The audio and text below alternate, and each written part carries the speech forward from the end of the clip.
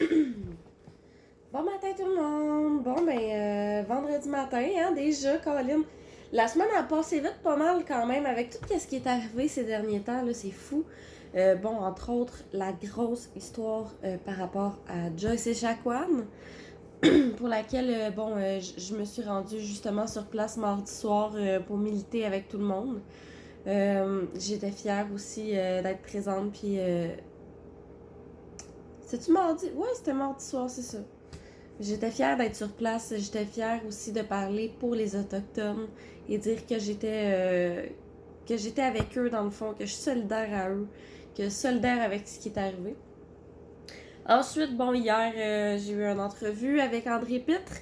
Pour ceux qui l'ont pas vu, une belle vidéo de 57 minutes quand même. Je pense que j'ai réussi à bien me débrouiller quand même. Donc, mais reste que, malgré tout ça, à travers tout ça, à travers aussi tous les projets que j'ai avec aussi Sébastien Théoret, qui est d'ailleurs rendu administrateur du groupe Stop à l'Omerta dans la santé avec moi désormais. Donc, félicitations à Sébastien. Reste qu'à travers tout ça, comme qu'on dit toujours, on fait... c'est une job à temps plein qui est vraiment pas payante. Mais on travaille très très fort, on fait beaucoup de projets. Là, le livre Stop à l'Omerta, là, il y a des petits projets que je vais garder encore dans le suspense, là, parce que c'est pas trop sûr que ça va être... que ça va fonctionner, mais on le souhaite que oui. Mais bon, en tout cas, on a beaucoup de projets à travers ça. Donc, c'est toujours, en fait, la morale de tout ça, c'est toujours de ne pas oublier mon but premier, qui est en fait de dénoncer. Donc, non, inquiétez-vous pas, j'oublie pas, j'oublie pas. Mon but premier reste le même, c'est de dénoncer qu'est-ce qui se passe dans le domaine, qu'est-ce qui se passe face à l'Omerta. Justement, j'ai plusieurs dénonciations que j'ai... Puis là, justement, c'est ça, je vais en lire quelques-unes aujourd'hui. Et il y en a d'autres qui vont aller à la semaine prochaine. Mais c'est ça, je tiens à dire, j'oublie personne. Inquiétez-vous pas. Fait que je les lis dans l'ordre que je les reçois, là. Fait que c'est sûr que, si votre dénonciation est pas lue en premier, c'est parce que j'en ai eu d'autres avant. Donc voilà. Fait qu'ici, je sais pas si vous vous rappelez, en fait, il y a quelques temps, j'avais parlé d'une préposée aux bénéficiaires qui avait 30 ans d'expérience. Puis c'est ça, elle avait le cœur gros de partir pour l'endroit où ce qu'elle était parce qu'il manquait de monde, tout le kit, mais elle était plus capable de donner comme elle donnait. C'était fou. Fait que justement, elle m'a dit, elle m'a fait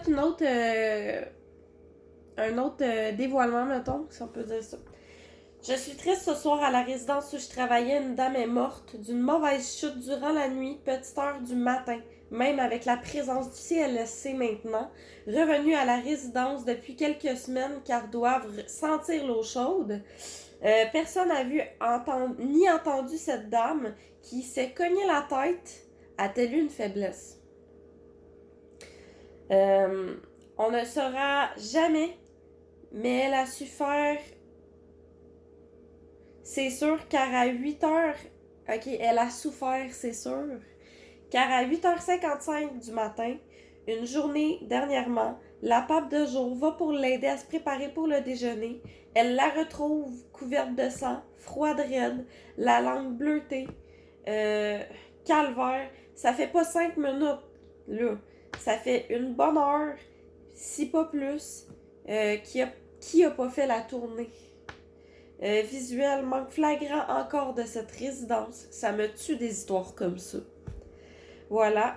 Je trouvais ça très intéressant, en fait, ce qu'elle amenait, parce que, justement, elle disait à quel point la résidence où elle travaillait allait mal, elle se sentait mal, déjà de partir de là-bas, puis moi, personnellement, j'y avais dit, écoute, c'est plate que je vais dire, mais si t'as pas à se mettre ce poids-là sur tes épaules, tu sais, t'as essayé de faire ton possible, t'as essayé de donner comme tu pouvais.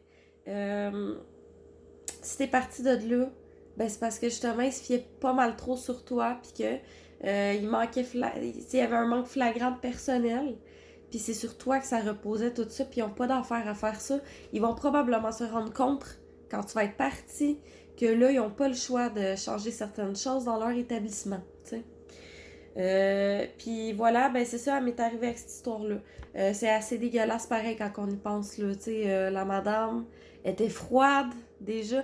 Puis tu sais, pour les gens qui le savent pas, pour avoir, bon, je veux pas avoir côtoyé plusieurs gens morts dans mon métier de préposé. Ça prend beaucoup de temps avant qu'un corps devienne froid. Là, on parle froid raide, là. Ça prend des heures et des heures, là, tu sais.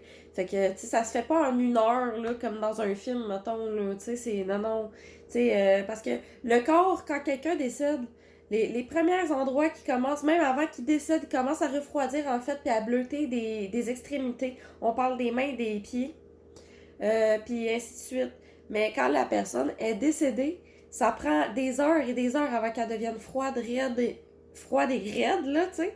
Puis, tu sais, justement, les premières heures après le décès de la personne, elle va plutôt être marbrée. Elle va commencer à marbrer, souvent, d'une couleur un peu mauve, bleu, pas mal mauve, tu sais. Puis, c'est ça. Bref, ça prend beaucoup de temps avant que le corps devienne froid puis raide. Fait que pour que la dame soit retrouvée froide, raide, morte, à terre, dans sa mort de sang, c'est...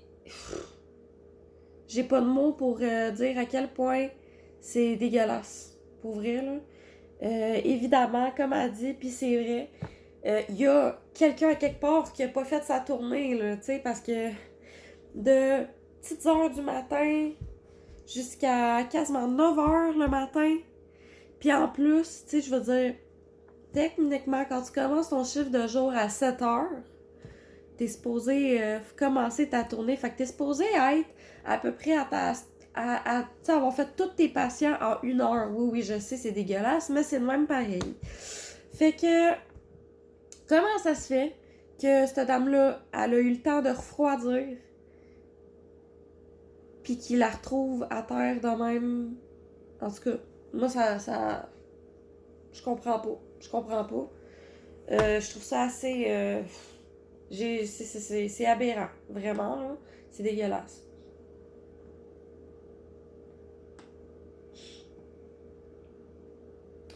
Fait que oui, excusez-moi, là, j'ai ici, je trouve ça intéressant. C'est suite justement à l'histoire de Joyce Echaquan. Il y a beaucoup d'Autochtones qui sont venus m'écrire, me remercier du soutien. Il y en a qui ont commencé à regarder même ce que je fais vraiment. J'ai des remerciements. Ça vient, tu sais, ça vient me chercher, ça me touche beaucoup, puis je les remercie parce que moi, tout ce que je fais pour tout le monde, en fait, ça vient vraiment du fond du cœur. Puis là, vous voyez, ben c'est ça, j'ai une personne qui est une seconde génération autochtone, qui m'a fait une confidence, puis je la trouve très intéressante de la dévoiler. Voilà. J'ai vécu du racisme dans un hôpital au nord il y a 3 ans. Je l'ai encore sur le cœur. J'ai avisé l'agence que je ne travaillerai plus jamais là à cause de ce qui s'est passé. PAB ou infirmière auxiliaire, j'ai été traitée comme de la merde. Désolée, je reprends les mots. Une hostie de Mohawk qui avait pas sa place à leur table à Noël, qu'elle disait. Ça, c'est dégueulasse, par exemple. Vraiment, là. Puis, tu sais, j'en reviens pas qu'il y ait des employés de la santé, là, qui aient des propos aussi dégueulasses que ça. Voyons donc, tu sais. Ça se peut pas. Moi, ça me fait capoter. Fait que, bref, avec la charge des patients, mes nouveaux patients, arrange-toi. Ouais, c'est un petit peu pas mal ordinaire. Que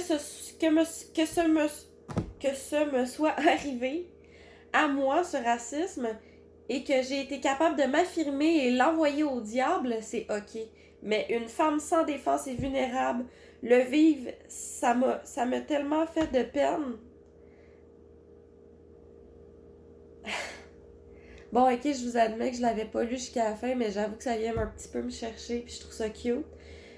Ta voix est la mienne. Merci de rendre justice pour Joyce. Je la connaissais pas, mais je suis fâchée contre ce genre de personnel. J'aurais vraiment aimé ça, travailler là, moi, ce jour-là.